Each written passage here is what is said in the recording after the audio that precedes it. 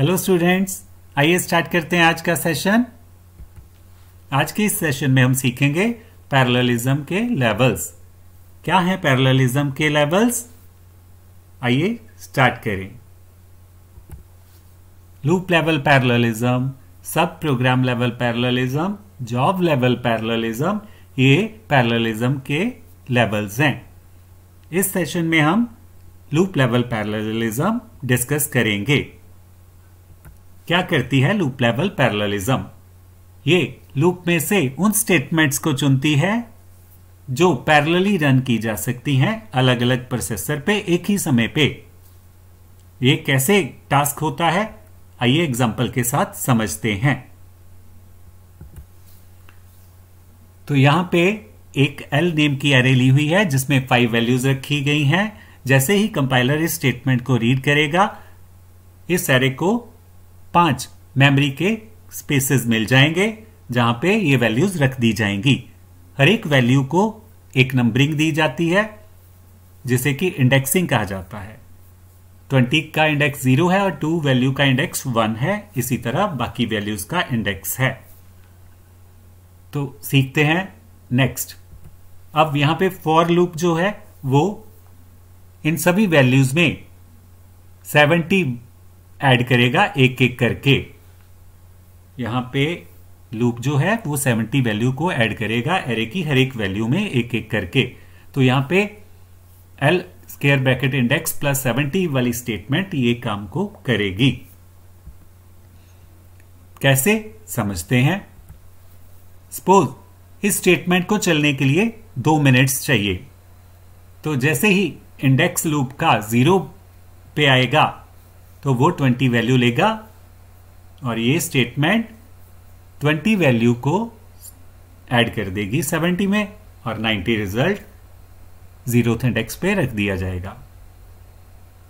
इसी तरह ये स्टेटमेंट अब सेकंड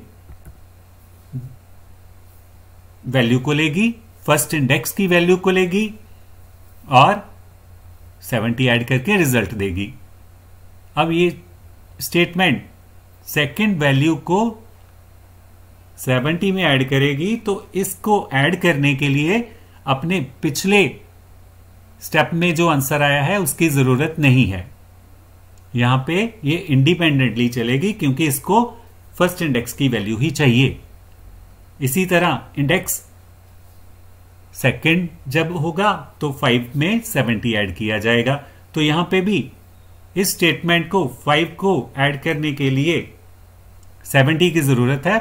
अपने पिछले स्टेप्स में जो इसने आंसर्स निकाले हैं उनकी इसको जरूरत नहीं है।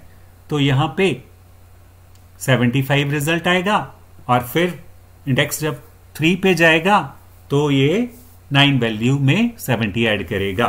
तो यहां पे भी इस स्टेटमेंट को अपने पिछले निकाले हुए रिजल्ट्स की कोई जरूरत नहीं है। ये भी ओनली थर्ड इंडेक्स की वैल्यू में 70 ऐड करेगी और नेक्स्ट फिर लास्ट में 4th पे जाएगी और 4th इंडेक्स की वैल्यू में 70 ऐड होगा। इस तरह से इस स्टेटमेंट को चलने में टोटल कितना टाइम लगा? 10 मिनट्स। तो ये हर एक स्टेप में ये स्टेटमेंट जो थी इंडिपेंडेंट थी। इसको अपने पिछले स्टेप्स के आंसर्स की जरूरत नहीं है। तो इस तरह से इन सभी स्टेप्स को पैरेलली चलाया जा सकता है। जो स्टेप्स इंडिपेंडेंट हैं उनको अलग अलग प्रोसेसर में एक ही समय पे किया जा सकता है। जैसे आपने देखा ये तो 10 मिनट्स लगे इनको करने में, क्योंकि 5 बार चला, हर एक स्टेप 2-2 मिनट ले रहा है तो टोटल मिनट्स 10 हो गए।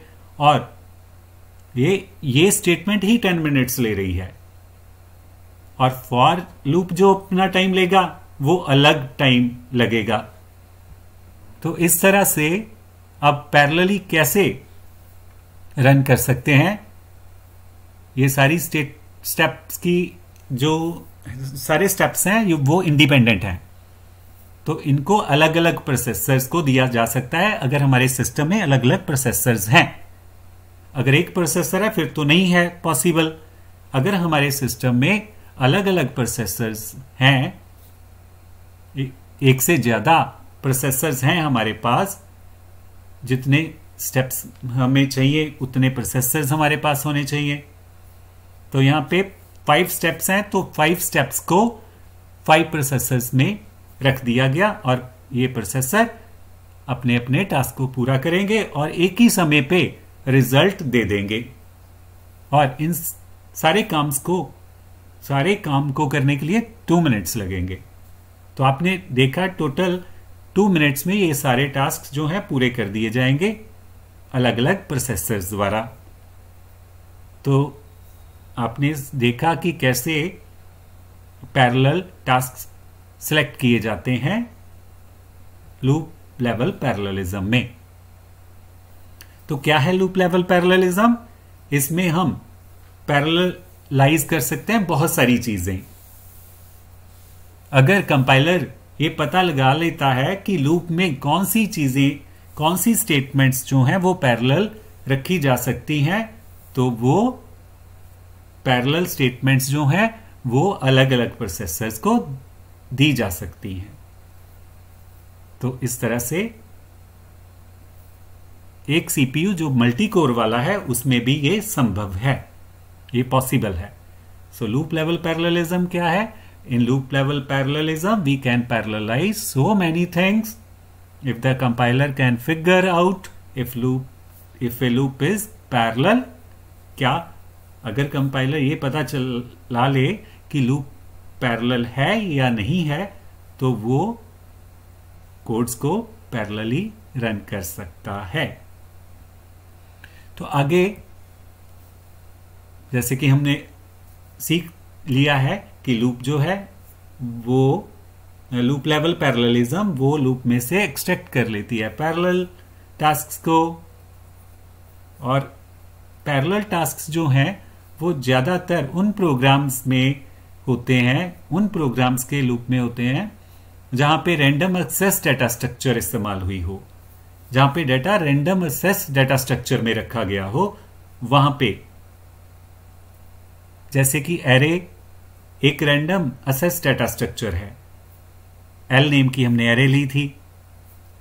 एरे में हम किसी भी पोजीशन से डायरेक्टली वैल्यू असेस कर सकते हैं।